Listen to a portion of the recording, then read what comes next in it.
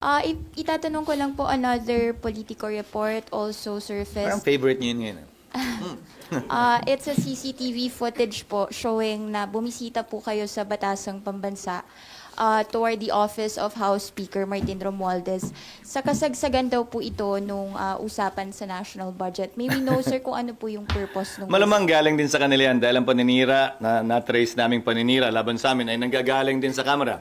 Hindi nga lang siguro 2 beses ako bumisita pero hindi sa tanggapan ni Speaker Romualdez. Sa tanggapan kung saan, sa opisina kung saan isinasagawa ang BICAM na pinag-usapan din naman nung nag-bicameral conference committee meeting kami para tiyakin na ayos yung trabaho ng staff, para tiyakin na nagpapatuloy ng walang problema.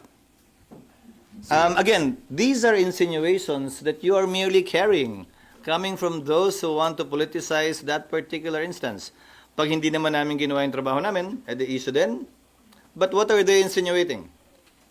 Tapos, sir, follow-up I'm lang po. asking, what are you insinuating? What are they insinuating na nagpunta ron? So, bawal na rin magpunta at gawin ng trabaho bilang BICAM member? Bawal bilang Senate President tingnan kung ayos yung staff na gumagawa ng BICAM? May insinuation agad na mali? Hindi naman siguro tama yun.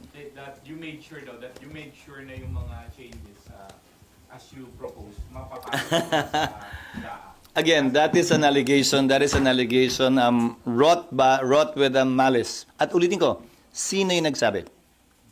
Kayo naman, panayang pasagot nyo sa akin sa mga anonymous report na naman. Report nino. Saan niya kinuha yung report? At sino nagsabi?